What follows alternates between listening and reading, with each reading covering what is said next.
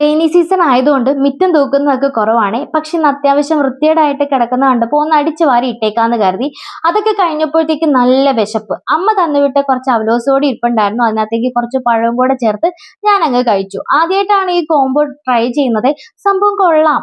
കൂടെ മധുരമില്ലാത്ത ചൂട് ചായയും. ഡയറ്റിന്റെ ഭാഗമായിട്ട് ഷുഗർ കട്ടാണ് കേട്ടോ. ഈയിടെയായിട്ട് ഹെയർ ഫോൾ കുറച്ച് സിവിയർ ആയതുകൊണ്ട് ഡെർമറ്റോളജിസ്റ്റിനെ കാണിച്ചിരുന്നേ. അങ്ങനെ ട്രീറ്റ്മെന്റ് ഒക്കെ തുടങ്ങി. താരനൊക്കെ ഏകദേശം ഇങ്ങനെ കുറഞ്ഞു വരുന്നുണ്ട്.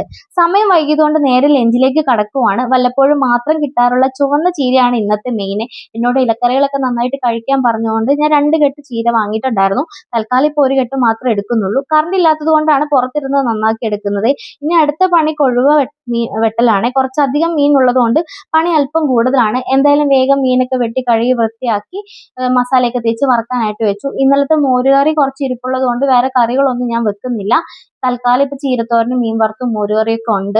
ഇനിയിപ്പോൾ എനിക്ക് കൊണ്ടോട്ടി വരെ ഒന്ന് പോകണം. അവിടെ നിന്ന് ശ്യാമിനെയും കൂട്ടിയിട്ട് മക്കളെ പിക്ക് ചെയ്യാനായിട്ട് സ്കൂളിലേക്ക് പോകാണ്ട്. ഇന്ന് കുഞ്ഞിനൊരു ഐ ടെസ്റ്റ് ഉണ്ട് കേട്ടോ. അപ്പം ഇന്ന് എക്സാം ഉള്ളത് കൊണ്ട് സ്കൂളിൽ വിട്ട, അല്ലെങ്കിൽ ഞാൻ വിടൂലായിരുന്നു. അങ്ങനെ ഡോക്ടറെയൊക്കെ കാണിച്ച് വീട്ടിലെത്തിയപ്പോൾ സമയം ഏകദേശം 6 മണി ആയിട്ടുണ്ടായിരുന്നു. സോ ഇപ്പോഴാണ് കേട്ടോ ഞാൻ ഉച്ചത്തെ ഫുഡ് കഴിക്കുന്നത്. സത്യം പറഞ്ഞാൽ നല്ല വിശപ്പുണ്ട്. അപ്പൊ ഞാൻ പെട്ടെന്ന് ഫുഡ് ഒന്ന് കഴിക്കട്ടെ. അപ്പൊ ഇന്നത്തെ വീഡിയോ